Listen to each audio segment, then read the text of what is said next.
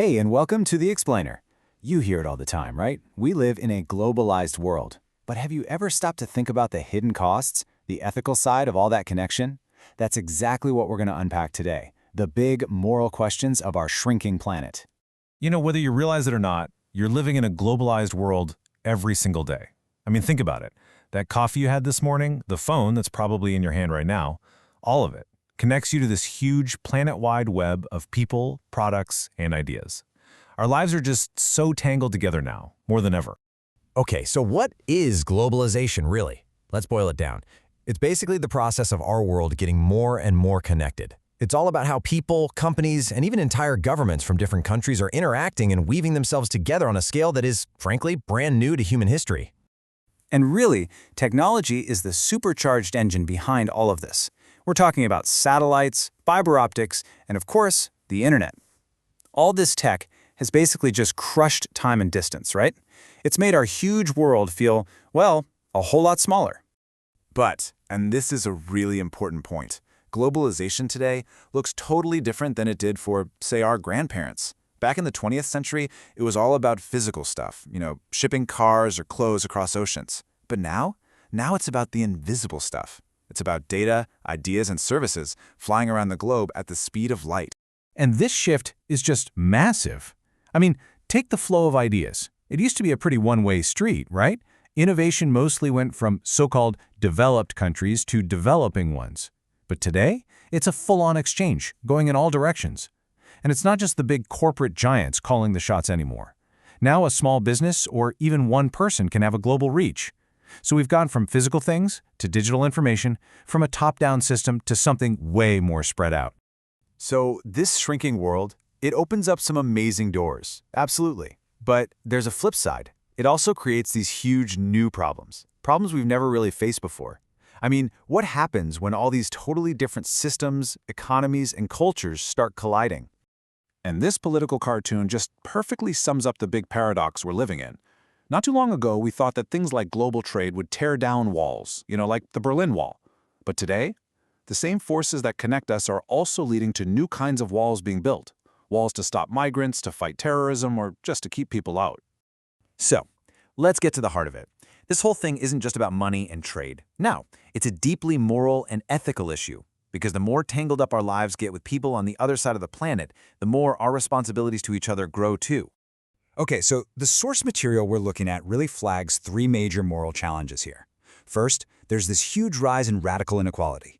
Second, we're facing the very real threat of global ecological collapse, a problem that obviously doesn't care about borders. And third, there's this constant push and pull between international organizations and a country's own right to make its own rules. And that brings us to the million-dollar question, doesn't it? If our problems are global, but we all have completely different values, cultures, and beliefs, how on earth are we supposed to agree on how to fix anything? So yeah, it feels like an ethical minefield. How do we even begin to navigate it? Well, there's an idea, a framework called pluralism that might hold a key. Let's dive into what that actually is. Right. So, pluralism. What is it? It's not just about, tolerating other people's views. It goes way beyond that. It's about actively valuing those differences. It's this core idea that lots of different groups and people exist, and that their voices, their stories, their perspectives, they all have real significance. They matter. Then you've got ethical pluralism, which takes it up a notch. And this is kind of a radical idea when you think about it. It suggests that for these really thorny moral problems, there might not be one single right answer. Instead, there could be a few different totally valid moral frameworks we can use to try and figure things out. So the point here isn't to make everyone think the same or to erase what makes us different. No way. The goal is to build a kind of system, a framework, where all these different but still valid perspectives can exist together and actually help us solve the problems we all face. Okay, so that all sounds good in theory, right? But what does it actually look like in the real world? How does an idea like pluralism help us with monster problems like global inequality or climate change? One of the best ways to get what pluralism is to look at what it isn't. And it's pretty much the polar opposite of populism. See, populism often frames the world as us, the one good people, versus them. But pluralism says, hang on, society is made of lots of different groups, and they all have valid interests. So where populism is all about conflict, pluralism is all about negotiation and cooperation. And here's a perfect real-world example. Let's take a tangled issue like, say, terrible labor conditions in the fast fashion industry. A pluralistic approach says you need everyone at the table to fix it. You need governments to step up and make laws. You need activists and regular people like you and me to put on the pressure. And you need the companies themselves to actually create and follow ethical rules. No one group can do it on their own. It's impossible.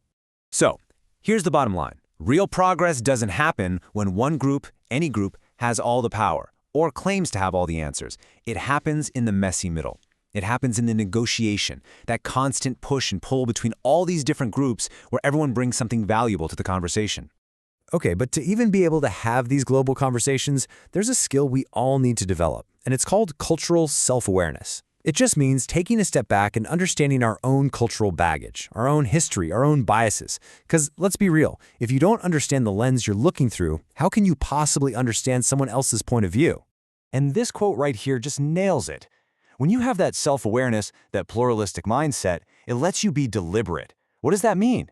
It means you can make conscious, thoughtful choices about how you engage with others and how our cultures evolve, instead of just, reacting based on old habits or, worse, on fear. So, all of this leaves us with one last big question. And it's really a question for you.